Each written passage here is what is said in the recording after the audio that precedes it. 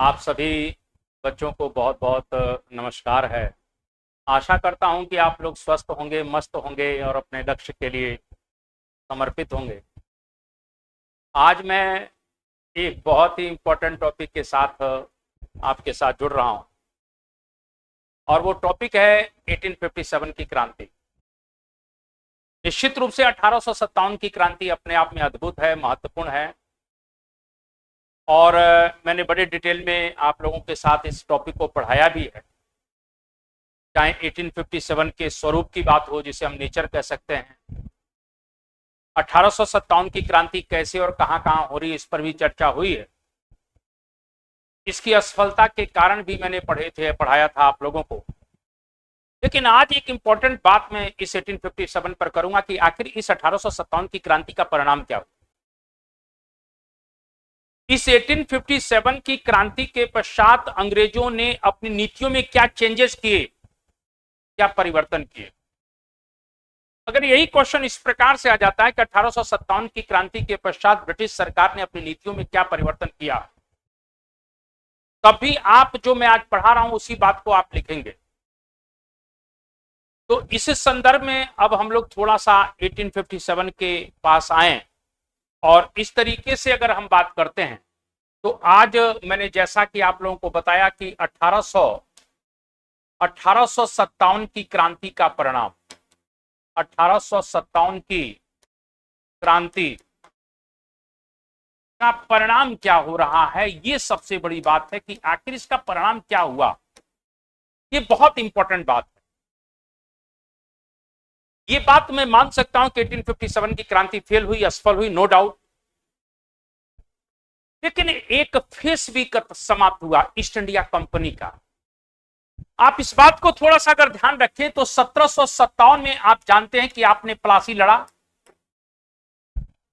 और 1757 के प्लासी के युद्ध के पश्चात बंगाल में अंग्रेजी साम्राज्य की स्थापना हुई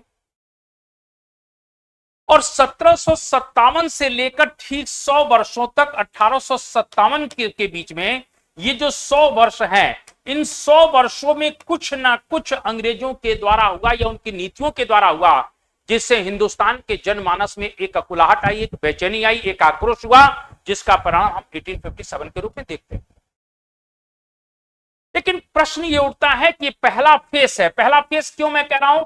क्योंकि 1757 के प्लासी से लेकर 1857 की क्रांति तक देखते हैं तो ये शासन यहां पर इनका है, ब्रिटिश सरकार का नहीं, ईस्ट इंडिया कंपनी का शासन। अभी ब्रिटिश क्राउन का डायरेक्ट हस्तक्षेप कहीं ना कहीं इंडिया पर नहीं है।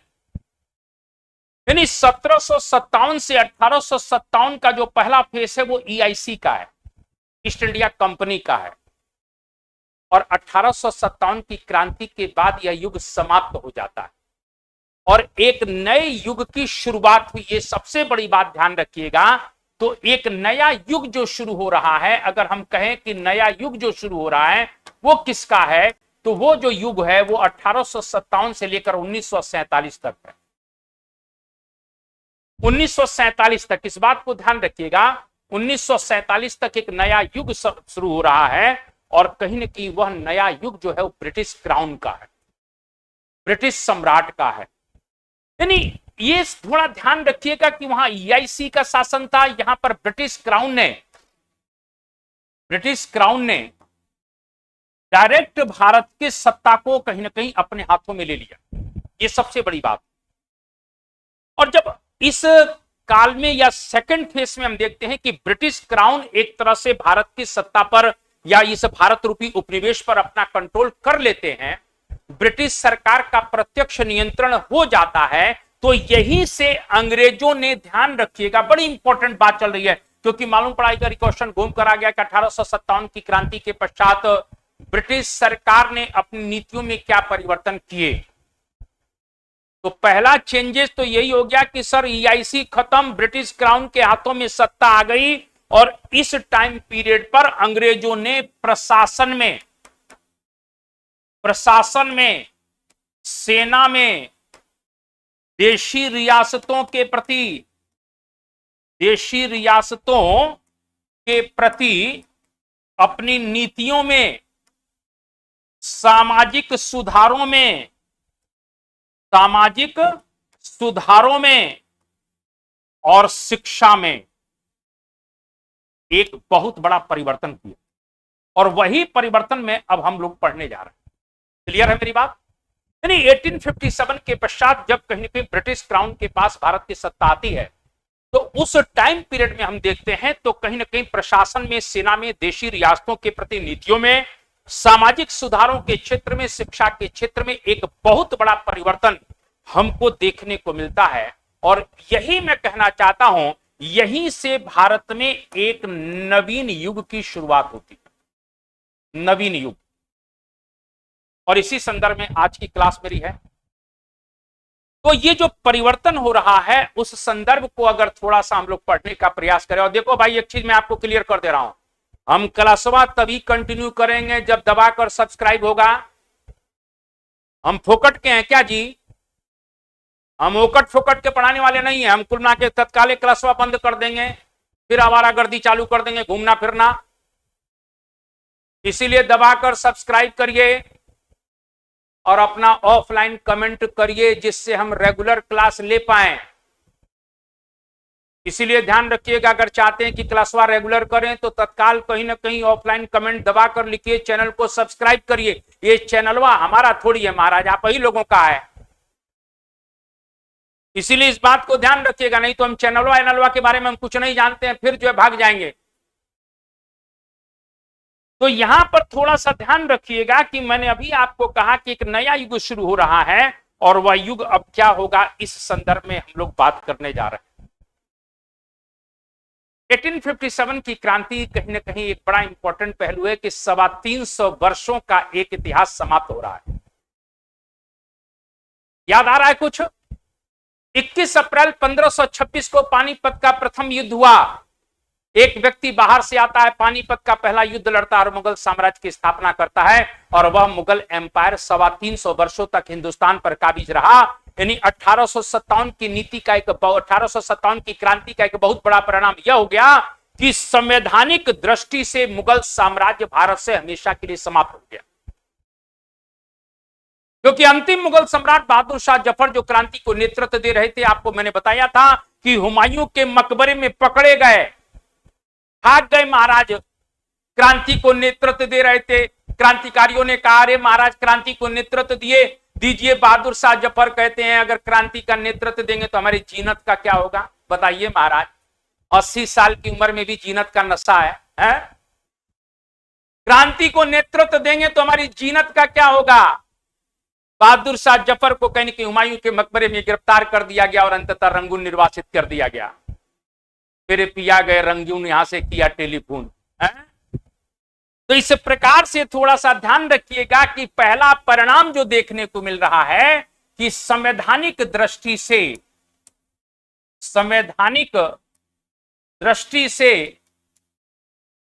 मुगल साम्राज्य समाप्त कर दिया गया। इस तरीके से मुगल साम्राज्य हमेशा के लिए समाप्त हो जाता है। मुगलों की सत्ता पूरी तरह से समाप्त हो गई और इंग्लैंड की महारानी विक्टोरिया, या कह सकते हैं कि क्राउन के हाथों में कुल मिला के भारत की सत्ता सीधे आ गई। यानी पहला परिणाम तो यही देखने को मिलता है कि संवैधानिक दृष्टि से मुगल साम्राज्य हमेशा के लिए समाप्त हो जाता है और भारत की सत्ता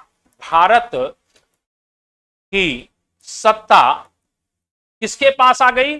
तो भारत की सत्ता इस प्रकार से क्राउन के पास आ गई, क्राउन के पास, ब्रिटिश सम्राट। क्लियर है? दूसरा परिणाम क्या देखने को मिलता है कि 1 नवंबर 1858 को महारानी विक्टोरिया की घोषणा इलाहाबाद में लॉर्ड कैनिंग के द्वारा की गई थी। और इस घोषणा में कहा गया था कि भारत का शासन ईस्ट इंडिया कंपनी से लेकर ब्रिटिश क्राउन के हाथों में दे दिया गया है। इस बात को ध्यान रख लेना। यानी दूसरा परिणाम देखने को मिलता है कि 1 नवंबर 1858 को इलाहाबाद इलाहाबाद दरबार में इलाहाबाद दरबार में जिसकी इस इलाहाबाद दरबार का आयोजन कैनिंग करता है, और उसमें ब्रिटेन की महारानी कहीं ना कहीं इलाहाबाद दरबार में ब्रिटेन की महारानी की घोषणा को कहीं ना कहीं, या ब्रिटेन की महारानी की को एक प्रकार से कह सकते हैं कि उनकी घोषणा को पढ़कर सुनाया गया, और भारत का शासन ईस्ट इंडिया कंपनी से लेकर ब्रिटिश सम्राट के हाथों में दे दिया गया। यानी कहीं ना कहीं इलाहाबाद दरबार में ब्रिटेन की महारानी का घोषणा पत्र पढ़ा गया, जिसमें ईस्ट इंडिया कंपनी के शासन को समाप्त करने की घोषणा की जाती है। ध्यान रख लेना। यानी इलाहाबाद दरबार में एक तरह से महारानी विक्टोरिया के घोषणा पत्र को पढ़कर कैनिंग साहब के द्वारा सुनाया जाता है, जिसमें अनाउंसमेंट हो गया कि ईस्ट इंडिया कंपनी के सत्ता को समाप्त किया जाता है, या ईस्ट इंडिया कंपनी के हाथों से भारत की सत्ता को लेकर इस प्रकार से ब्रिटेन के सम्राट को, यानी ब्रिटिश क्राउन को दे दिया गया। इस प्रकार से एक बहुत बड़ा परिवर्तन यह देखने को मिलता है कि ईआईसी समाप्त हो जाती है और ब्रिटिश सम्राट के हाथों में भारत की सत्ता प्रत्यक्ष रूप से आ जाती है, और भारत सरकार अधिनियम 1858 के द्वारा इस परिवर्तन को व्यवहारिक स्वरूप प्रदान किया गया। ध्यान रख लेना, ये जो घोषणा की जा रही है, इस घोषणा को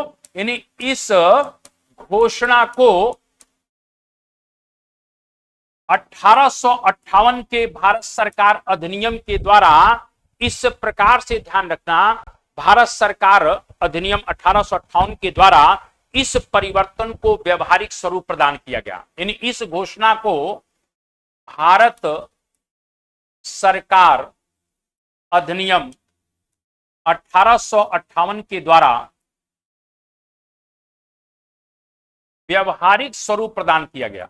व्यवहारिक स्वरूप प्रदान, यानी पहले क्या होता है, पहले कहीं ना कहीं इस प्रकार से ध्यान रखना, 1 नवंबर को लॉर्ड कैनिंग साहब ने इलाहाबाद में दरबार किया, महारानी विक्टोरिया के घोषणा पत्र को पढ़कर सुनाया। घोषणा पत्र में कहा गया कि ईस्ट इंडिया कंपनी के हाथों से भारत की सत्ता को लेकर ब्रिटिश क्राउन या ब्रिटिश सम्राट को सौंपा जा रहा है, और इसको कहीं ना कहीं जब सौंपा जा रहा है तो इस घोषणा पत्र को भारत सरकार अधिनियम 1858 के द्वारा एक प्रकार से मान्यता दे दी जाती है, यानी व्यवहारिक स्वरूप प्रदान कर दिया जाता है।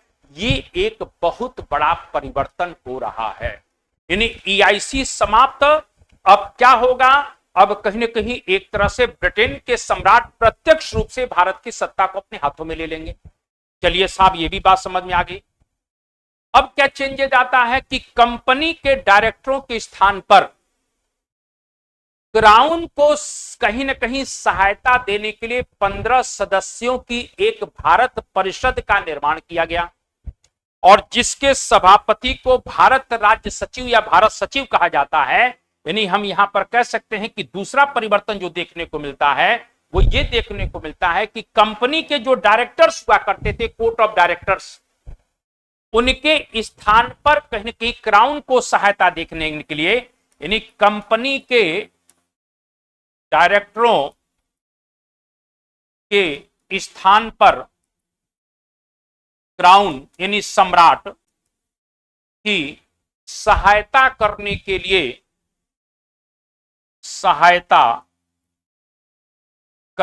लिए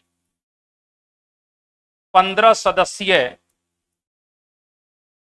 एक भारत परिषद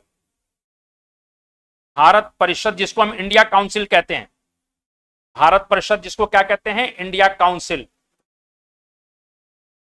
काउंसिल का गठन, यानी अब ब्रिटेन के सम्राट को मदद करने के लिए डायरेक्टर्स नहीं होंगे, 15 सदस्यीय इंडिया काउंसिल होगी, और इसके प्रमुख को या इसके सभापति को क्या कहा जाएगा, यानी इस इंडिया काउंसिल जो 15 सदस्य है, इसके सभापति या प्रमुख को भारत सचिव कहा जाएगा। भारत सचिव, कहीं कहीं भारत राज्य सचिव भी है, कंफ्यूज मत हो जाना। इसको भारत सचिव भी कह सकते हैं, भारत राज्य सचिव भी कहते हैं, क्योंकि इंग्लिश में एक नाम आता है सेक्रेटरी स्टेट ऑफ इंडिया। तो सेक्रेटरी स्टेट ऑफ इंडिया का निर्माण किया जाता है, जिसको हम बार बार पढ़ते हैं भारत सचिव। जब भी गवर्नर जनरल यानी वायसराय को कोई भी चीज की सलाह लेनी पड़ती थी तो भारत सचिव से लेता था। यानी एक प्रकार से अब ब्रिटेन के सम्राट के हाथों में जब भारत की सत्ता आ जाती है तो अब जो कोर्ट ऑफ डायरेक्टर्स थे उनको समाप्त कर दिया गया और उनके जगह पर 15 सदस्यीय एक इंडिया काउंसिल का निर्माण होता है, जिसके प्रमुख को कहीं ना कहीं भारत सचिव कहा जाता है। एक नया कहीं ना कहीं एक बॉडी तैयार की जाती है, ये प्रशासन में सुधार हो रहा है। इन 15 सदस्यों की जो मंत्रणा परिषद थी, एक मंत्रणा मतलब कुल मिला के एडवाइस देना, जिसको एडवाइजरी काउंसिल भी कहा जाता है। जरा सुनते जाना, ये 15 सदस्यीय जो मंत्रणा परिषद है, जिसको अभी हमने भारत परिषद कहा था या एडवाइजरी काउंसिल भी कह सकते हैं, एडवाइजरी काउंसिल जो है, इस 15 सदस्यों में से 8 मेंबर, ये जो 8 मेंबर हैं, ये किसके द्वारा चुने जाएंगे? तो ये जो 8 मेंबर हैं वो एक प्रकार से वहां की सरकार के द्वारा चुने जाएंगे, यानी ब्रिटिश सरकार के द्वारा कहीं ना कहीं चयनित होंगे। यानी ब्रिटिश सरकार के द्वारा, थोड़ा सा ध्यान रखना, ये ब्रिटिश सरकार के द्वारा चयनित होंगे। और जो ये 7 मेंबर होंगे, ये कुल मिला के कोर्ट ऑफ डायरेक्टर्स, यानी जो डायरेक्टर्स है कोर्ट ऑफ डायरेक्टर्स, उनके द्वारा कुल मिला के नॉमिनेट किए जाएंगे। और मैं आपको बताना चाहता हूं, इस कोर्ट ऑफ डायरेक्टर्स के ही सदस्य इसमें आ जाते थे। यानी इंडिया काउंसिल के कुछ मेंबर इस कोर्ट ऑफ डायरेक्टर से ही आते थे, क्योंकि 7 मेंबर इन्हीं में से लिया जाना है। क्लियर है? यानी कोर्ट ऑफ डायरेक्टर्स अब अलग से कोई बॉडी नहीं होगी। इन 15 सदस्यों की जो भारत परिषद है, इसमें 8 का नॉमिनेशन तो कहीं कहीं वहां की ब्रिटिश सरकार करेगी और 7 सदस्य कोर्ट ऑफ डायरेक्टर्स के द्वारा चयनित किए जाएंगे। क्लियर है? यहां पर एक बात और मैं बताना चाहता हूं कि जो कहीं ना कहीं भारत सचिव होगा, ये बहुत इंपॉर्टेंट है। ये जो भारत सचिव बनाए जा रहे हैं, जो इस 15 सदस्यीय काउंसिल के प्रमुख हैं, जिनको भारत सचिव कहा जाएगा, secretary of state of India कहा जाएगा, ये ब्रिटिश कैबिनेट के मेंबर होंगे। ब्रिटिश कैबिनेट के सदस्य, ध्यान रखना, ब्रिटिश कैबिनेट के सदस्य बनाए गए। यानी जो भारत सचिव होगा वो किसका मेंबर होगा? वो कहीं ना कहीं ब्रिटिश मंत्रिमंडल या ब्रिटिश कैबिनेट का सदस्य होगा। इस बात को ध्यान रखिएगा। अब यहां पर एक चीज और मैं आपको बताना चाहता हूं कि लॉर्ड कैनिंग साहब की दोबारा नियुक्ति होगी। लॉर्ड कैनिंग साहब अभी तक गवर्नर जनरल थे। लॉर्ड कैनिंग साहब क्या थे? अगर यहां पर ध्यान रखिएगा तो जब क्रांति हो रही है तो लॉर्ड कैनिंग यहां पर कहीं ना कहीं था। तो लॉर्ड कैनिंग तो गवर्नर जनरल बनेगा, लेकिन लॉर्ड कैनिंग की अब पुनर्नियुक्ति की जाती है। इस बात को ध्यान रखना, पुनर्नियुक्ति यानी दोबारा नियुक्ति की जाती है और नियुक्ति के बाद इनका डेजिग्नेशन या पद जो है बदल जाता है और ये ब्रिटिश क्राउन के प्रतिनिधि के रूप में अब भारत में शासन करेंगे और इनको अब वायसराय कहा जाएगा।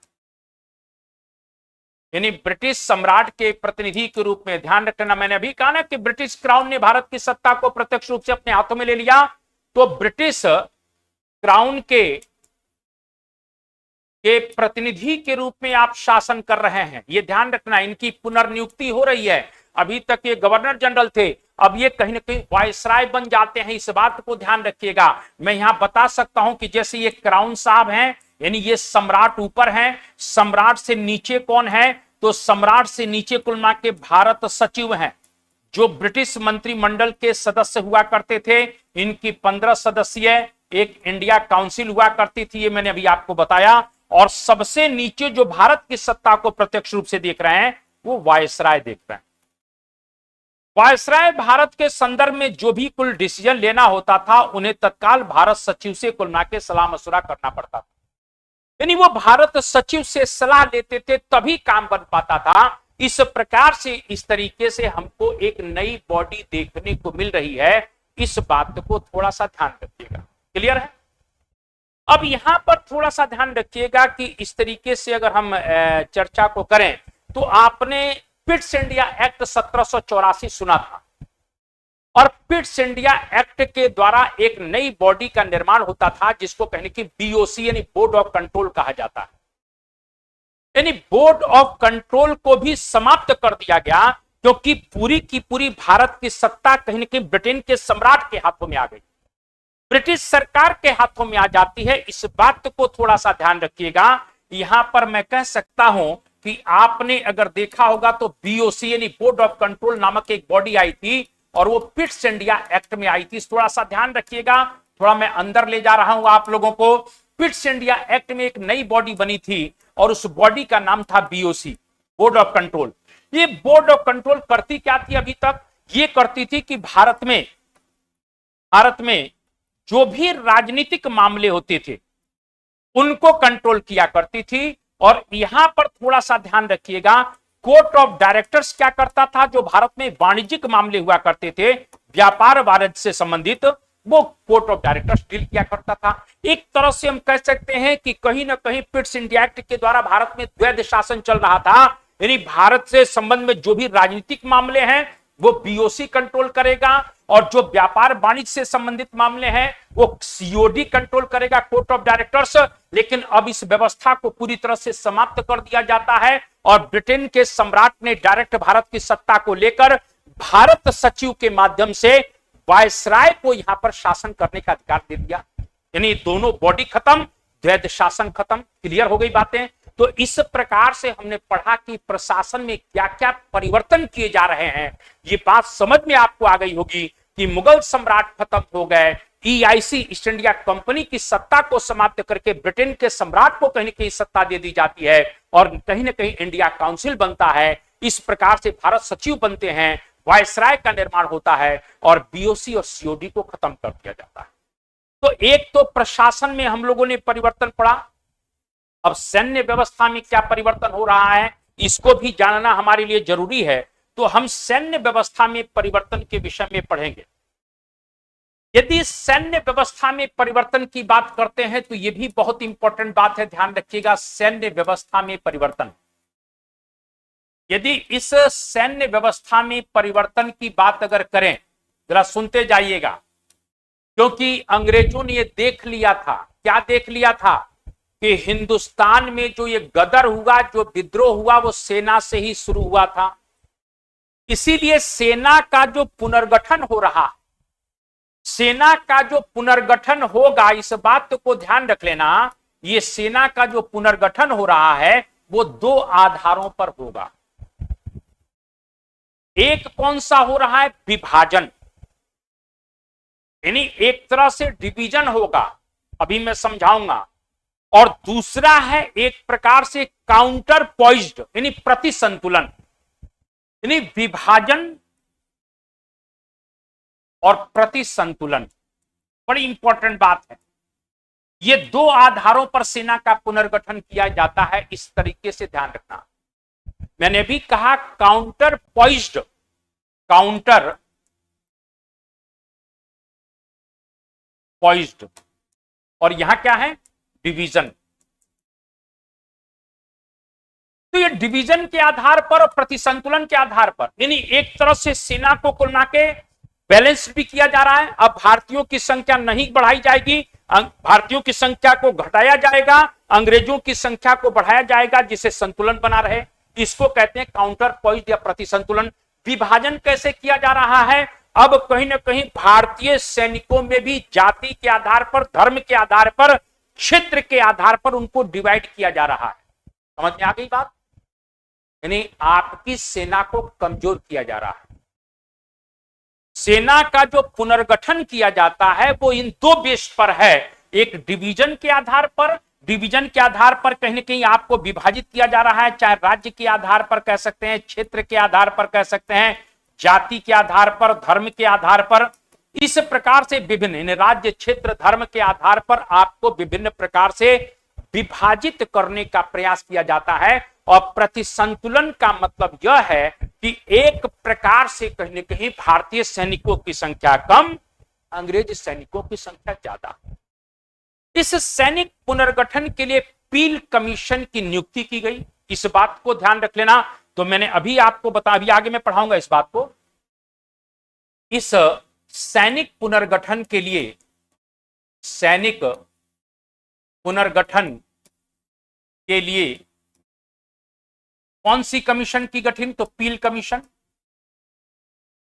और पील कमीशन की रिपोर्ट जाती है वो कहीं ना कहीं प्रति संतुलन यानी काउंटर पॉइंट के बेस पर है। इसके आधार पर अब क्या होता है कि कहीं ना कहीं भारतीय सैनिकों की संख्या कम कर दी गई और यूरोपियन सैनिकों की संख्या को बढ़ाया गया। यानी इस कमीशन की रिपोर्ट के आधार पर, यानी पील कमीशन की रिपोर्ट के आधार पर भारतीय सैनिकों की संख्या कम कर दी गई और यूरोपियंस सैनिकों की संख्या को बढ़ा दिया गया। क्लियर है? यह कहीं ना कहीं प्रतिसंतुलन हो रहा है। भारतीय सैनिकों की संख्या 2,33,000 थी लगभग 1857 से पहले।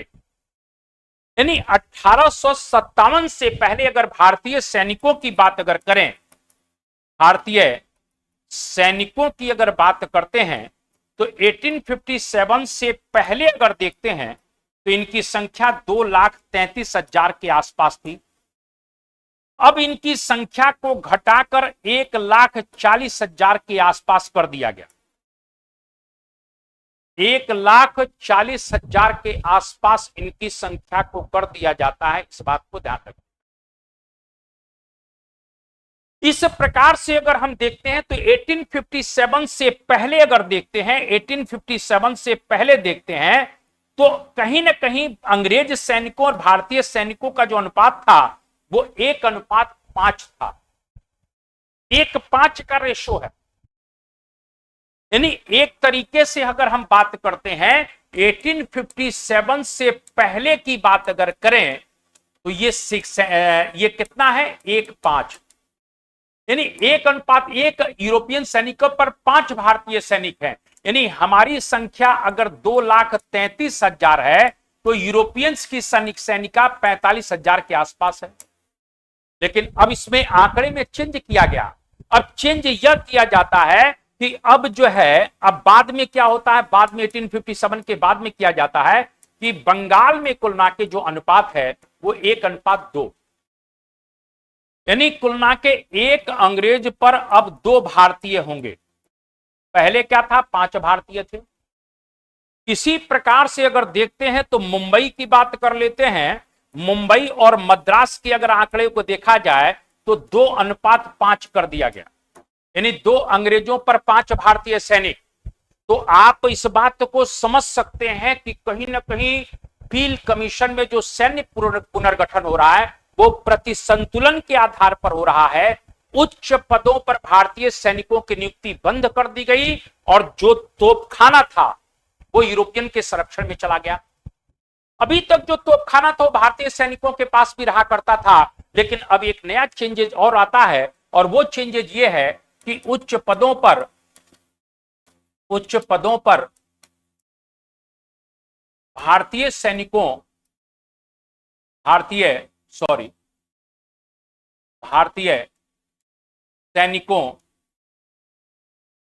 की नियुक्ति बंद कर दी गई। नियुक्ति बंद, पहला काम। और तोपखाना जो था, जो बहुत इंपॉर्टेंट है, आर्टिलरी।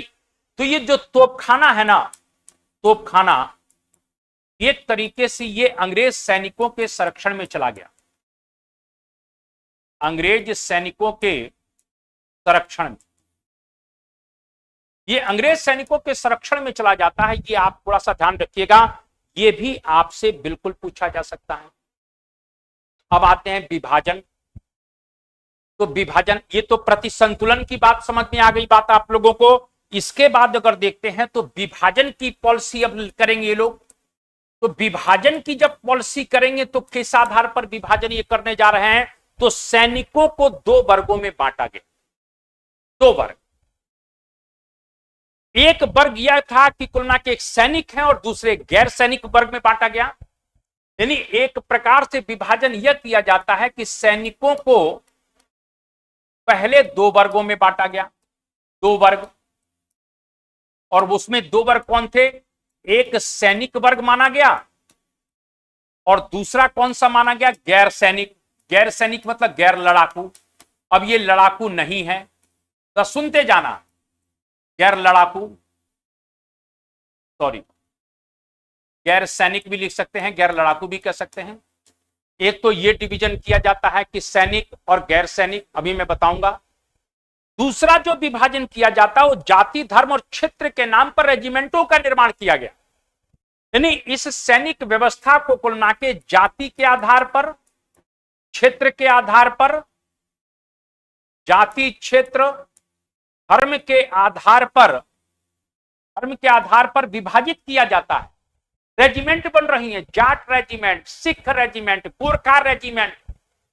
यानी एक प्रकार से देखा जाए तो सेना को जाति, क्षेत्र और धर्म के आधार पर विभाजित किया जा रहा है। मैं यह कहना चाहता हूं, चाहे वो कहीं ना कहीं जाट रेजिमेंट के रूप में हो, गोरखा रेजिमेंट के रूप में हो, कहीं ना कहीं सिख रेजिमेंट के रूप में हो, इस प्रकार से हमको बहुत सी रेजिमेंट अब देखने को मिल रही है।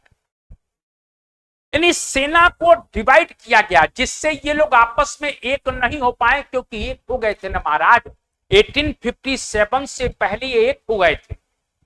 अब सैनिक वर्ग में किनको रखा गया? उनको रखा जाता है जो कहीं ना कहीं एक प्रकार से लड़े थे अंग्रेजों के लिए। अंग्रेजों के पक्ष में जो लड़े थे उनको सैनिक वर्ग में रखा गया। अब देखिए आंकड़ा बदल रहा है। सैनिक वर्ग में अब अंग्रेजों ने उनको रखा है, जैसे कौन है? जैसे गोरखा है, पठान है, सिख है, इनको सैनिक वर्ग में रखा गया। क्यों? क्योंकि 1857 के दौरान ये अंग्रेजों के पक्ष में लड़े, अंग्रेजों के पक्ष में लड़े थे, इसीलिए इनको इंपॉर्टेंस दिया जाने लगा। और दूसरा हम बात करते हैं कि कहीं ना कहीं अगर देखें तो दूसरा क्या देखने को मिल रहा है? गैर सैनिक वर्ग। अब गैर सैनिक वर्ग में वे लोग थे, गैर सैनिक वर्ग में वे लोग थे जो 1857 की क्रांति में कहीं ना कहीं बिगुल बजाए थे, अंग्रेजों के खिलाफ जो लड़े थे। चाहे वो कहीं ना कहीं अवध के सैनिकों की बात कर लें, बिहार के सैनिकों की बात कर लें, अवध है, बिहार है, मध्य भारत के सैनिकों की बात कर लें, तो अब इनको गैर लड़ाकू कह दिया गया, गैर सैनिक कह दिया जाता है, क्योंकि इन्होंने अंग्रेजों के खिलाफ बिगुल बजाया था। मैं यह कहना चाहता हूं, इस प्रकार से सैनिक व्यवस्था का भी पील कमीशन की रिपोर्ट पर पुनर्गठन हुआ। जाति, धर्म, क्षेत्र के आधार पर सैनिकों में डिवीजन किया गया जिससे ये आपस में कभी एक नहीं हो पाए। साथ में काउंटर पॉइंट यानी प्रति संतुलन या प्रतितोलन की नीति को अपनाया गया। यानी एक प्रकार से भारतीय सैनिकों की संख्या को कम और अंग्रेज सैनिकों की संख्या को बढ़ा दिया गया। क्लियर है? तो ये दो चेंजेस आपको देखने को मिल रहा है। तीसरी बात भी अगर कर लेते हैं तो देशी रियासतों के प्रति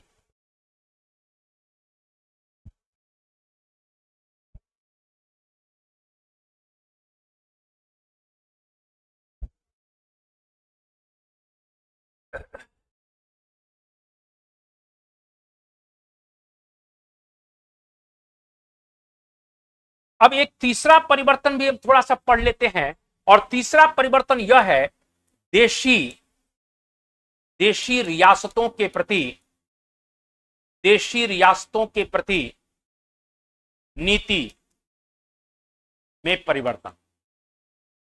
अब देशी रियासतों के प्रति नीति में भी परिवर्तन किया जा रहा है। अगर 1857 से पहले जाते हैं तो इन ध्यान रख लेना, 1857 से पहले अंग्रेजों ने इन देशी रियासतों को हड़पने के लिए हर संभव प्रयास किया। यानी हम कह सकते हैं कि 1857 से पहले देशी रियासतों को हड़पने के लिए अंग्रेजों ने कोई भी अवसर नहीं गंवाया। यानी आप इस बात को ध्यान रखिएगा कि उन्होंने कोई अवसर नहीं गवाया, चाहे वो हड़प नीति के रूप में हो, चाहे सहायक संधि के तहत बहुत से लोगों के राज्यों का क्षेत्र कहीं न कहीं हड़पा गया, साम्राज्य विस्तार किए गए, कुशासन का आधार लगा दिया गया। तो मैंने अभी कहा, चाहे कुशासन के आधार पर हो, चाहे हड़प नीति के आधार पर हो, चाहे सहायक संधि नीति के आधार पर हो, इस प्रकार से 1857 से पहले देशी रियासतों को हड़पने का ब्रिटिश सरकार ने कोई भी अवसर नहीं छोड़ा, मैं यह कहना चाहता हूं। लेकिन 1857 के बाद आखिर फिर क्या चेंजेज आ गए, यही बात तो आज पढ़ने जा रहे हैं। 1857 के बाद अगर देखते हैं तो इन देशी रियासतों ने क्या किया। इन देशी रियासतों ने इस क्रांति में भाग लिया, बढ़ चढ़कर भाग लिया। किसकी सहायता के लिए? अंग्रेजों की सहायता के लिए। 1857 की क्रांति में बहुत से देशी राजा, महाराजा, नवाब, जमींदारों ने बढ़ चढ़कर अंग्रेजों का साथ ही नहीं दिया, बल्कि इस विद्रोह को कुचलने में पूरा का पूरा सहयोग किया। यानी मैं ये कहना चाहता हूं कि इन देशी रियासतों ने इस क्रांति में अंग्रेजों की मदद की और साथ ही इस क्रांति को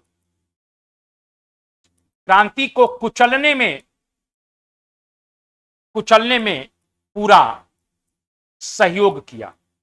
यानी एक प्रकार से इन देशी रियासतों के जो भी राजा थे, महाराजा थे, नवाब थे, जमींदार थे, भूस्वामी थे, इन सभी लोगों ने, ज्यादातर लोगों ने, मैं यह कहना चाहता हूं, इस क्रांति में अंग्रेजों का साथ दिया और क्रांति को कुचलने में अपनी पूरी की पूरी शक्ति लगा दी, चाहे वो सैन्य शक्ति के रूप में हो, चाहे पैसे के रूप। यहां तक लॉर्ड कैनिंग ने यह कहा था कि 1857 की क्रांति का जो तूफान था, इन देशी रियासतों ने तरंग रोधकों का काम किया है, वाटर ब्रेक। यानी कैनिंग को इस बात को कहना पड़ा इन देशी रियासतों के प्रति कि जो ये 1857 का जो तूफान हमारे पास आया था, इस तूफान को रोकने में इन देशी रियासतों ने तरंग रोधकों का काम किया है। तरंग रोधक तो ब्रिटिश सरकार की जब दबा कर तुलना के राजा, महाराजा, नवाब, जमींदार जब मदद कर रहे हैं, तो अंग्रेजों को भी लगा यार इनको इनाम तो देना ही चाहिए। तो अंग्रेजों ने फिर इनाम देंगे। देखिए मैंने क्या कहा, परिवर्तन होने जा रहा देशी रियासतों के प्रति। तो इनाम में क्या दिया जा रहा है? हम साम्राज्य विस्तार का त्याग करते, साम्राज्य विस्तार अब नहीं करेंगे भाई, तुलना के ध्यान। देशी राज्यों की सीमाओं की, जो देशी राज्य हैं उनकी सीमाओं का सम्मान किया जाएगा। साम्राज्य विस्तार भी नहीं करेंगे और आपकी जो ऑलरेडी तुलना के कहीं कहीं सीमाएं हैं आपके राज्य की, उनका सम्मान करें। आपके अधिकारों की जो सुरक्षा है उसका भी हम आश्वासन देते हैं। यानी राजाओं की अधिकारों की सुरक्षा का आश्वासन।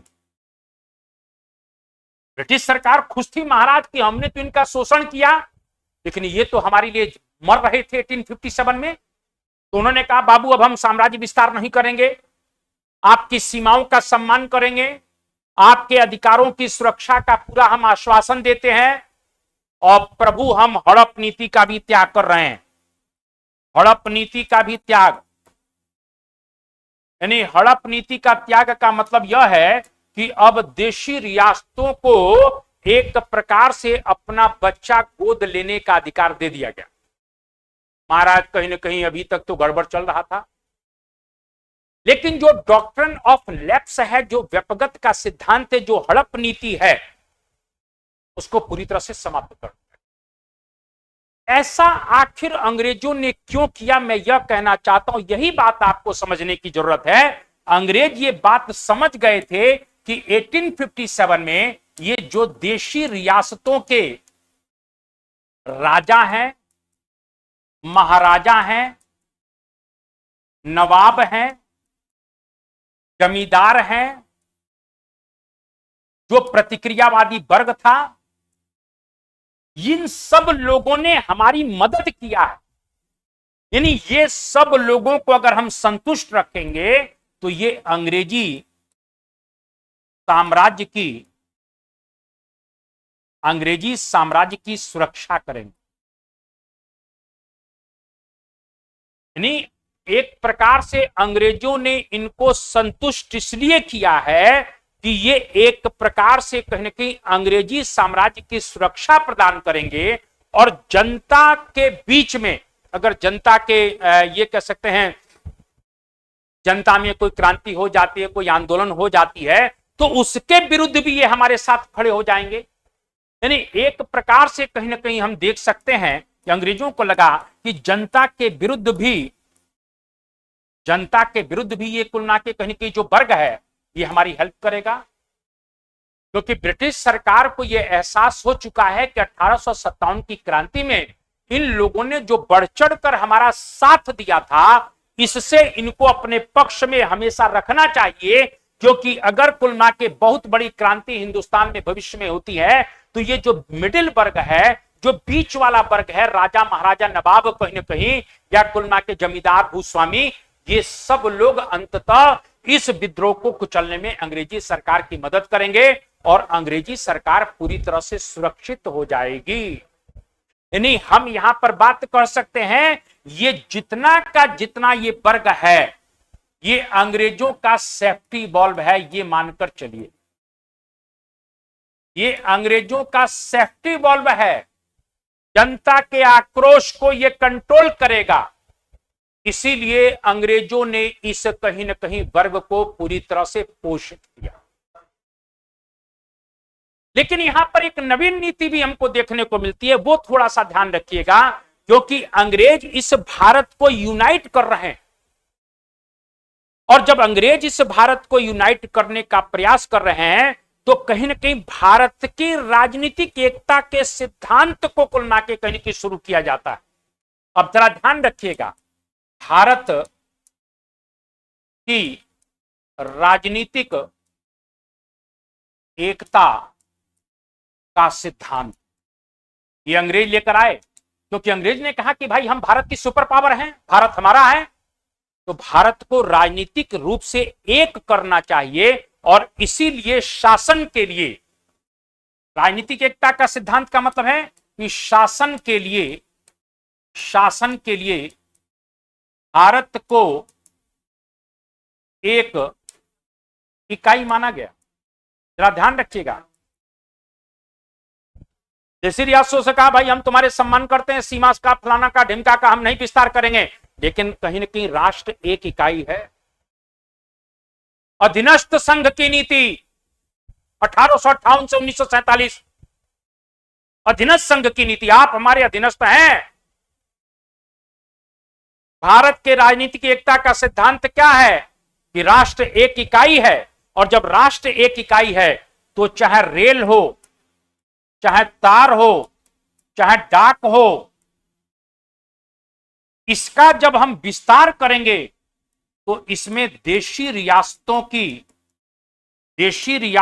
की सीमाओं का ख्याल नहीं किया जाएगा।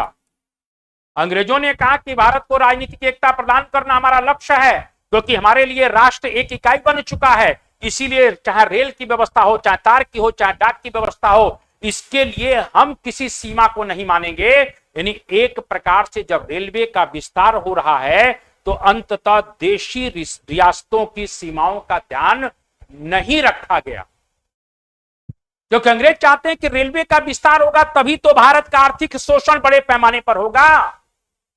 इसीलिए इस बात को ध्यान रख लेना, ये लाइन बहुत इंपॉर्टेंट है कि भारत की राजनीतिक एकता का सिद्धांत अंग्रेज लेकर आ रहे हैं, और जब रेलवे का विकास हो रहा है तो उसमें देशी रियासतों की सीमाओं पर बिल्कुल ध्यान नहीं रखा गया।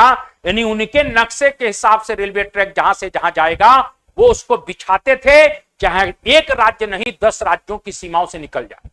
क्लियर है?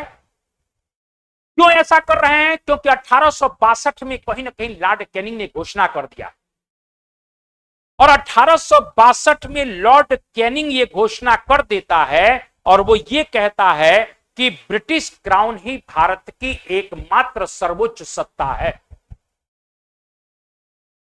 1862 में कुलना के ध्यान रखना, आप लोग अधीनस्थ हमारे हो, ठीक है, हम आपके राज्य की सीमा का सम्मान करते हैं, लेकिन कहीं ना कहीं अगर भारत की व्यवस्था के विषय में आएगा तो हम कहीं से भी कुछ भी निकाल सकते हैं। इसीलिए लॉर्ड कैनिंग ने घोषणा कर दी कि ब्रिटिश क्राउन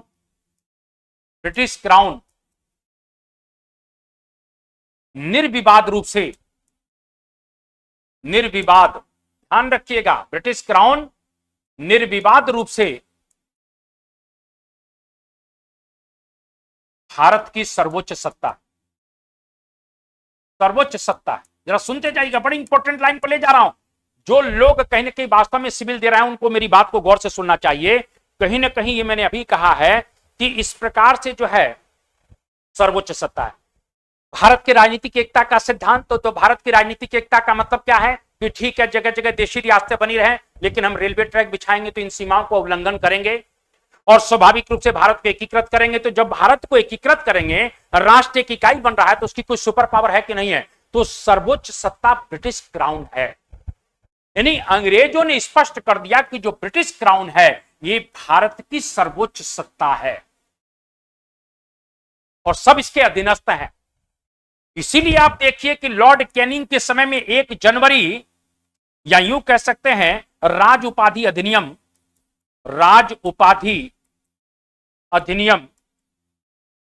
1876 के तहत लॉर्ड लिटन ने क्या कर दिया? 1 जनवरी 1877 को दिल्ली दरबार करके ब्रिटेन की महारानी को क्या कर दिया? भारत की साम्राज्ञी घोषित कर दिया। भारत की साम्राज्ञी घोषित कर दिया जाता है, यानी भारत की साम्राज्ञी। क्लियर हो रहा है? तो एक प्रकार से भारत की साम्राज्ञी घोषित कर दिया जाता है और इस तरीके से अंग्रेजों ने कहीं ना कहीं इस प्रकार से जो है सर्वोपरि शक्ति के रूप में अपने को स्थापित किया। अंग्रेजों ने सर्वोपरि शक्ति के रूप में अपने को स्थापित कर दिया है।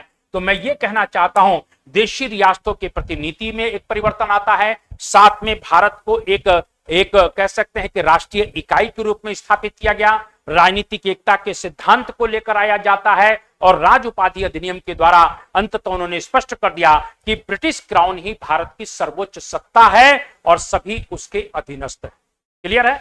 चलिए एक चीज और थोड़ा सा पढ़ते हैं, क्योंकि बहुत सी बातें इसमें देखने को मिल रही हैं कि मुसलमानों के प्रति नीति में भी कुछ परिवर्तन आया। बिल्कुल परिवर्तन आता है। इस बात को थोड़ा सा देखा जाए कि मुसलमानों के प्रति नीति में क्या परिवर्तन आता है, तो इसको देखा जाता है तो मुसलमानों के प्रति नीति में परिवर्तन।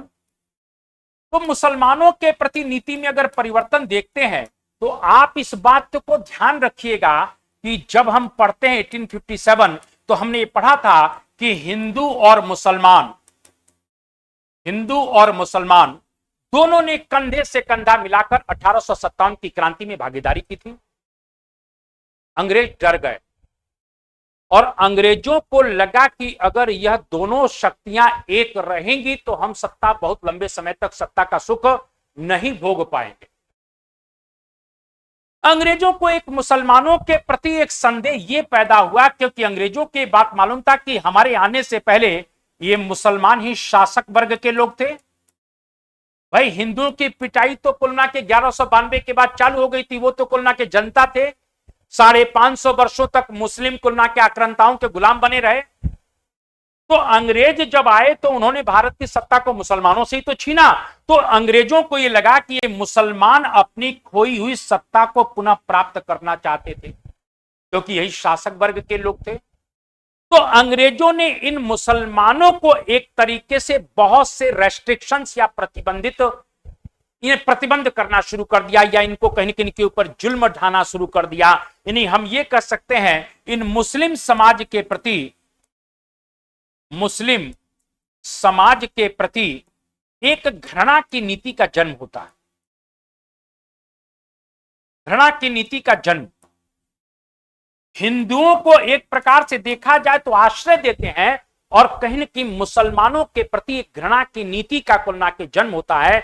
मुसलमानों के खिलाफ दमन चक्र चलता है। उनके बड़े बड़े कुल मिला के जो जागीरें थी या जायदाद थी उनको जब्त कर लिया जाता है। यानी इनके प्रति घृणा का चक्र, दमन चक्र चला। इनके जागीर जायदादों को कुल मिला के जब्त कर लिया गया। तो मैं ये कहना चाहता हूं कि जब मुस्लिम समाज के प्रति कुल मिला के अंग्रेजों का दमन चक्र चल रहा था तो हिंदुओं को कुल मिला के अंग्रेजों के द्वारा प्रश्रय दिया जा रहा। ये कौन सी पॉलिसी है? Divide and rule. मुसलमानों का दमन चक्र क्यों चल रहा है? क्योंकि वो जानते हैं यही शासक वर्ग के लोग थे, अपनी खोई सत्ता को प्राप्त करना चाहते हैं। तो ये मुसलमानों को दमन चक्र, दिल्ली में मुसलमानों का जाना प्रतिबंधित कर दिया गया। तो जब मुसलमानों के प्रति इतना दमन चक्र चल रहा है तो ये चक्र कब तक चलता है? 1870 तक, 1870। क्यों? 1870 में एक किताब आती है W. हंटर की, इंडियन मुसलमान किताब एक आती है, ध्यान रखें। और इस किताब में कुल मिला के स्पष्ट किया गया कि अंग्रेजों को अगर भारत में रहना है तो भारत के मुसलमानों के प्रति कुल मिला के उदारता की नीति अपनानी पड़ेगी, क्योंकि राष्ट्रीय आंदोलन अब तेजी से आगे बढ़ रहा था। यानी 1857 से लेकर 70 तक एक प्रकार से देखा जाए तो मुसलमानों के प्रति अंग्रेजों का दमन चक्र चला। हिंदुओं को कुल मिला के आश्रय प्रश्रय दिया गया, डिवाइड एंड रूल। लेकिन 70 में जब यह किताब कहीं ना कहीं आ जाती है तो W. हंटर ने कहा कि नहीं, अब मुसलमानों के प्रति हमें उदारता की नीति को अपनाना चाहिए। और यहीं से ब्रिटिश सरकार का रवैया बदल गया। यानी अब जो देखा जाए तो कहीं ना कहीं जो मुसलमानों का उच्च और मध्यम वर्ग के लोग थे उनका उपयोग अब राष्ट्रवादी आंदोलन के खिलाफ यानी कहीं ना कहीं किया जा रहा है। यानी अब अंग्रेजों ने मुसलमानों का सहयोग लिया और जो उच्च वह मध्यम वर्गीय मुसलमान था, उच्च और मध्यम वर्गीय जो मुसलमान था, कहीं ना कहीं राष्ट्रवादी जो आंदोलन चल रहे थे उनके खिलाफ करते हैं। यानी उच्च और मध्यम वर्गीय मुसलमानों को राष्ट्रवादी, मैं अभी समझा रहा हूं, राष्ट्रवादी आंदोलन के खिलाफ खड़ा किया। सर खड़ा किया। अभी तक 1857 से 1870 तक कुल मिला के कहीं कि मुसलमानों का दमन, मुसलमानों का शोषण। 70 के बाद जब देखा कि कुल मिला के कहीं कि एक प्रकार से देखा जाए तो राष्ट्रीय आंदोलन धीरे धीरे कुल मिला के कहीं कि आगे की तरफ मूव कर रहा है, लोग अपने अधिकारों की बात कर रहे हैं, शिक्षित वर्ग में ज्यादातर हिंदू थे, तो मुसलमानों का जो उच्च और शिक्षित मध्यम वर्ग था उसको कुल मिला के राष्ट्रीय आंदोलन के खिलाफ खड़ा करने की कोशिश की गई। और इसी का प्रभाव है कि आपने सर सैयद अहमद का नाम सुना होगा। सर सैयद अहमद खां को कुल मिला के कहीं ना कहीं इसी कुल मिला के कहीं ना कहीं एक प्रकार से राष्ट्रीय आंदोलन के खिलाफ खड़ा किया जाता है, जिसका परिणाम हमको 1875 में एक प्रकार से अलीगढ़ मूवमेंट के रूप में दिखाई पड़ता है।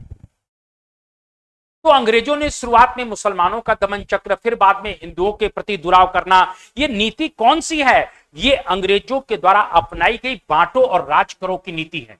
यही नीति कुल मिला के डिवाइड एंड रूल की नीति कही जाएगी। इन्हें डिवाइड एंड रूल की नीति नहीं, एक प्रकार से धर्म के आधार पर हिंदू और मुसलमानों को बांटने की नीति इन लोगों ने किया है। ये थोड़ा सा, और इसमें कामयाब भी रहे, कामयाब रहे। अलीगढ़ आंदोलन खड़ा कर दिया उन्होंने, मुस्लिम लीग खड़ी हो गई 1906 में, 1909 में मार्ले मिंटो सुधार लेकर आ गए, फिर आगे चल के जिन्ना जैसा व्यक्ति उनको मिल गया और अंततः कुल मिला के 47 में देश का पार्टीशन हो गया। तो अंग्रेजों ने 1857 के बाद जो कहीं ना कहीं डिवाइड एंड रूल की पॉलिसी चली थी उसका कहीं ना कहीं परिणाम हमको 1947 में देखने को मिलता है। यदि हम सामाजिक सुधार के प्रति नीति की बात करते हैं तो यहां पर थोड़ा सा ध्यान रखिएगा, सामाजिक सुधार के प्रति नीति की बात करें, सामाजिक सुधार के प्रति नीति की बात अगर करते हैं तो इसमें भी बहुत बड़ा परिवर्तन आता है, क्योंकि अंग्रेज कुल मिला के करीब 1829 में सती प्रथा पर प्रतिबंध लगाते हैं, 1855 में विधवा विवाह को कुल मिला के शुरू कर रहे हैं, इसी प्रकार से 1843 के आसपास नरबली पर प्रतिबंध लगाएंगे, दास प्रथा पर प्रतिबंध लगाएंगे, तमाम कुल मिला के कहीं ना कहीं चीजें समाप्त करेंगे। इससे हिंदू समाज का जो रूढ़िवादी वर्ग था वो नाराज हो गया। अंग्रेजों को लगा यार हम तो सुधार कर रहे थे, ये तो हमें आंदोलन का सामना करना पड़ा, क्योंकि अंग्रेजों को लगा कि इन सुधारों ने भी हिंदुस्तान के लोगों के मन में ये भय पैदा कर दिया है कि अंग्रेज इन सुधारों के कारण हमारे धर्म और समाज को नष्ट करना चाहते हैं, इसीलिए अब समाज सुधार के प्रति नीति को भी क्या कर दिया गया, समाप्त कर दिया गया। यानी अंग्रेजों ने कह दिया भाई अब हम समाज सुधार नहीं करेंगे, बिल्कुल नहीं करेंगे, तो समाज सुधार की नीति को भी समाप्त कर दिया जाता है या त्याग दिया जाता है। ये थोड़ा सा ध्यान रखिएगा, तो ये भी आपसे पूछा जाएगा। क्लियर है? तो समाज सुधार के प्रति नीति को भी त्याग किया जाता है। अगर हम थोड़ा सा और आगे बात कर लेते हैं तो आर्थिक रूप में कुल मिला के 1857 का क्या परिणाम देखने को मिलता है, तो इस आर्थिक रूप को देखने को बात करें, मैं ये टॉपिक, इस टॉपिक को मैं अलग से आपको पढ़ाऊंगा, ये ध्यान रखना। मैं एक टॉपिक लेकर आना हूं कि उपनिवेशवादी नीति, और मैं अगला लेक्चर मेरा इसी बेस्ड रहेगा, तो इस टॉपिक को मैं अलग से पढ़ाऊंगा, लेकिन फिर भी थोड़ा सा बताऊं कि आर्थिक रूप में क्या हुआ। विद्रोह के पश्चात हम कह सकते हैं कि भारत के आर्थिक शोषण की प्रक्रिया और अधिक तीव्र हो गई। यानी हम कह सकते हैं कि आर्थिक शोषण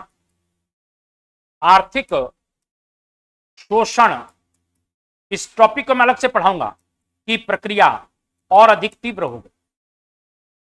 आप कहेंगे सर तीव्र क्यों हो गई? भैया अभी 1757 से लेकर 1857 तक भारत कंपनी के आर्थिक हितों की पूर्ति कर रहा था, लेकिन 1857 के पश्चात अब ब्रिटेन के आर्थिक हितों की पूर्ति कर रहा है। अभी तक एक कंपनी के आर्थिक हितों की पूर्ति हो रही थी, यानी 1757 से लेकर 1857 तक ये ध्यान रखना, ये EIC के आर्थिक हितों की पूर्ति हो रही है, लेकिन 1857 से लेकर 1947 तक आते हैं तो अब संपूर्ण ब्रिटेन के आर्थिक हितों की पूर्ति हो रही है। ब्रिटेन का आर्थिक हित, पूरे ब्रिटेन के कुल मिला के उपनिवेशवादी व्यवस्था में ब्रिटेन की आर्थिक हितों को कुल मिला के पूरा करने के लिए भारत जैसा उपनिवेश तैयार कर दिया गया। भारत को पूरी तरह से कच्चे माल का सोर्स बना दिया गया, मैन्युफैक्चरिंग माल का केंद्र मैनचेस्टर, लंकाशायर, उनके बने हुए माल के लिए हम मार्केट बन गए, हमें रॉ मटेरियल का केंद्र बना दिया गया। आपको मैं आगे बताने वाला हूं इस विषय पर डिटेल में, क्योंकि उपनिवेशवादी व्यवस्था के 3 चरण थे। उपनिवेशवादी व्यवस्था के 3 चरण थे, ये ध्यान रख लेना। उपनिवेशवादी व्यवस्था के 3 चरण थे, इसका जो अंतिम चरण है वो वित्तीय पूंजीवाद है। कौन सा है? वित्तीय पूंजीवाद। 2 चरणों में जो कहीं ना कहीं भारत के धन को लूटा गया, चाहे वो वाणिज्यिक पूंजीवाद के रूप में हो, चाहे औद्योगिक पूंजीवाद के रूप में, जो आपके धन को लूट कर अंग्रेज ले गए, उसी धन को कुल मिला के भारत में कर्ज के रूप में निवेश किया जा रहा है। यानी आप ही के रुपए को, आप ही के पैसे को लूटा गया, इंग्लैंड ले जाया गया, और आप ही के पैसे को कर्ज के रूप में कहीं ना कहीं दिया जा रहा है, निवेश किया जा रहा है। कहां किया गया? नील बागानों में, कॉफी उद्योग में, चाय में, रबर में, और सबसे बड़ी बात है सर रेल में। रेल व्यवस्था में कुल मिला के करेगा, इसमें 5% की गारंटी भी दी गई, लाभांश की गारंटी। बैंकिंग व्यवस्था में निवेश किया गया, मैं आगे डिटेल में पढ़ाऊंगा। बैंकिंग व्यवस्था में, बीमा व्यवस्था में। बैंकिंग व्यवस्था में क्यों? अगर आपको कुल मिला के भारतीय व्यापारी को बैंक से लोन चाहिए तो कुल मिला के मान के चलिए, उदाहरण के देना चाहिए 10%, अगर अंग्रेज व्यापारी को चाहिए तो 4%। आप ही के पैसे से कहीं ना कहीं आपको ब्याज ज्यादा देना पड़ रहा है। रेलवे व्यवस्था ने तो पूरा का पूरा कुल मिला के शोषण का आधार ही खड़ा कर दिया, क्योंकि रेलवे का उद्देश्य क्या था? कच्चे माल को बंदरगाहों तक पहुंचाना और बने हुए माल को भारत के अंदरूनी क्षेत्रों तक पहुंचाना। तो इस रेल व्यवस्था के कारण कहीं ना कहीं भारत का व्यापक आर्थिक शोषण हुआ। यानी हम कह सकते हैं कि 1857 के विद्रोह के पश्चात भारत का बड़े पैमाने पर कहीं ना कहीं शोषण किया जा रहा है। ये एक बहुत ही इंपॉर्टेंट मुद्दा है। इस टॉपिक को मैं अलग से पढ़ाने वाला हूं, आप लोग बिल्कुल मत घबराइएगा। लेकिन कहीं आ जाए कि भारत का शोषण 1857 के बाद और अधिक बढ़ा, वित्तीय पूंजीवाद के रूप में आप ही के पैसे को कर्ज के रूप में आपके ऊपर डाल दिया गया और उस जगह निवेश किया गया जहां से आपका और अधिक शोषण किया जा सके। शिक्षित वर्ग, भारतीय शिक्षित वर्ग के प्रति नीति की बात अगर करते हैं तो यहां पर एक और चीज आ सकती है कि भारतीय शिक्षित वर्ग के प्रति नीति। ये भारतीय जो शिक्षित वर्ग है ना, ये थोड़ा सा ध्यान रख लेना, 1857 की क्रांति में ये न्यूट्रल, 1857 की क्रांति में जो शिक्षित वर्ग था वो पूरी तरह से क्या था, तटस्थ था, न्यूट्रल था। ये तटस्थ है। और जब ये वर्ग पूरी तरह से तटस्थ है, इस बात को ध्यान रख लेना, तो अंग्रेज बड़ा शिक्षित वर्ग से खुश थे। शिक्षित वर्ग से अंग्रेज धीरे धीरे बड़े खुश हो गए कि अरे भाई ये तो बहुत अच्छा रहा, ये न्यूट्रल रहे, क्योंकि दुनिया की कोई भी क्रांति तभी सफल होती है जब उसका शिक्षित मध्यम वर्ग उसके साथ खड़ा होता है। आप देख लीजिए, फ्रांस में चले जाइए, 1789 की क्रांति, सर वहां पर रूसो है जो कहता है, क्या कहता है कि मनुष्य के नैसर्गिक अधिकारों की बात करता है, फंडामेंटल राइट्स।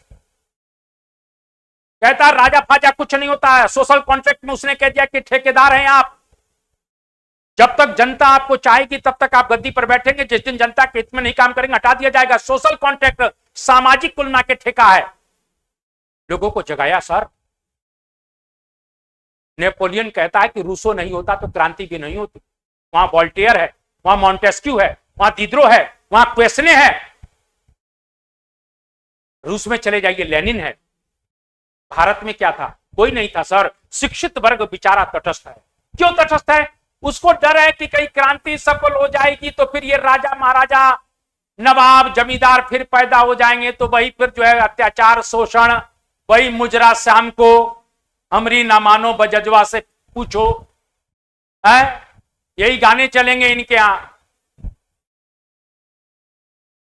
समझ गए ना मेरी बात? तो मेरा ये कहने का मतलब है कि शिक्षित वर्ग ये सोच रहा था कि कुलमा के अंग्रेज आए हैं चले जाएंगे यार। तो मेरा ये कहने का मतलब है कि शिक्षित वर्ग से खुश था, लेकिन खुशी ज्यादा समय तक नहीं रही, क्योंकि शिक्षित वर्ग कहीं ना कहीं अब धीरे धीरे अपने अधिकारों की मांग करने लग गया।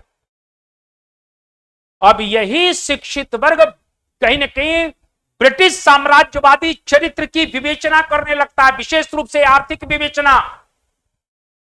यानी एक प्रकार से मैं कहना चाहता हूं, इस शिक्षित वर्ग ने दो एक काम कर दिए। ब्रिटिश साम्राज्यवादी चरित्र की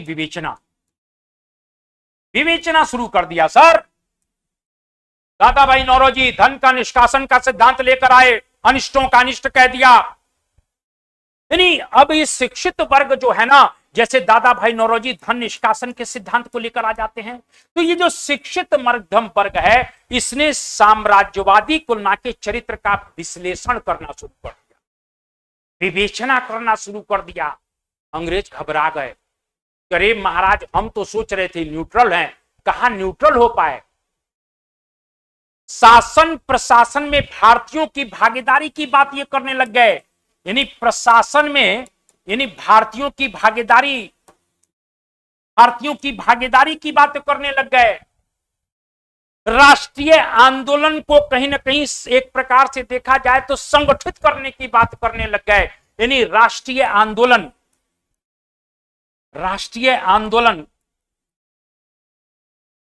को संगठित और नेतृत्व दे रहे हैं ये लोग। तो अंग्रेज सरकार इन शिक्षित मध्यम वर्ग के खिलाफ खड़ी हो गई। अभी तक न्यूट्रल थे तो ठीक है, लेकिन जब उन्होंने उनके साम्राज्यवादी चरित्र का विश्लेषण शुरू कर देते हैं, प्रशासन में भारतीयों की भागीदारी की मांग करते हैं, राष्ट्रवादी आंदोलन को संगठित कर देते हैं और उसको नेतृत्व कर देते हैं, तो यही सरकार यही ब्रिटिश सरकार अब शिक्षित वर्ग की विरोधी बन जाती है। इस प्रकार से यही सरकार जो खुश थी जब आप न्यूट्रल थे, लेकिन जब आपने डिमांड किया तो यही सरकार शिक्षित वर्ग की विरोधी बन गई। सर समझ में आ गई बात?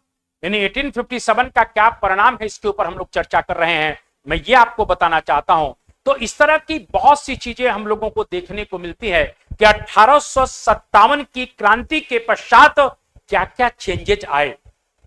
लेकिन एक चीज मैं आपको थोड़ा सा यहां पर बताना चाहता हूं, अगर मैं सकारात्मक पहलू पर जाऊं, सकारात्मक पहलू, अभी तक तो ठीक है सर, थोड़ा सा कुछ नकारात्मक भी पढ़ा हम लोगों ने बहुत सी चीजें, लेकिन 1857 के कुछ सुखद परिणाम भी देखने को मिले। और सुखद परिणाम में पहला परिणाम है राजनीतिक जागृति। पहली बार हिंदुस्तान में अंग्रेजों के खिलाफ लोग लामबंद हुए, लोग एक हुए। और जब लोग लामबंद हुए, लोग एक हुए, लोगों को लगा कि अंग्रेज शोषण कर रहे हैं, तो लोग जागे। राजनीतिक जागृति कहीं न कहीं देखने को मिली। दूसरा हम देखने को मिलता है कि संगठन निर्माण की प्रेरणा मिली। संगठन निर्माण की प्रेरणा, क्योंकि अंग्रेजों को यह लगा, भारतीयों को यह लगा, विशेष रूप से शिक्षित वर्ग को, कि जब तक हम संगठित नहीं होंगे, जब तक हम संगठन का निर्माण नहीं करेंगे, तब तक हम अंग्रेजों के खिलाफ कहीं ना कहीं अपनी आवाज को बुलंद नहीं कर पाए। यानी शिक्षित वर्ग को लगा कि हमको संगठित होना ही पड़ेगा, जिसका कहीं ना कहीं लास्ट मूवमेंट हम देखते हैं इंडियन नेशनल कांग्रेस 1885। संगठन और भी बने, लेकिन इंडियन नेशनल कांग्रेस के रूप में देखते हैं। इसी संगठन की कुलना के कहीं 1857 की क्रांति से प्रेरणा भी बहुत बड़ी मिलती है, और इसी प्रेरणा के कारण आगामी वर्षों में हम क्रांतिकारी आंदोलन का संचालन भी देखते हैं। यानी 1857 की जो ये क्रांति थी सर ना, ये 1857 की जो क्रांति थी, वो क्रांतिकारियों के प्रेरणा का स्रोत बनी। ये भी तो सही नहीं, इंपॉर्टेंट बात है।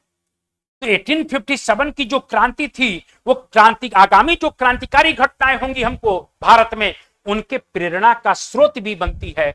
ये भी कुल मिला के सुखद परिणाम है। और मैं कह सकता हूं कि राष्ट्रीय आंदोलन की पृष्ठभूमि का निर्माण करने में भी हम कह सकते हैं कि राष्ट्रीय आंदोलन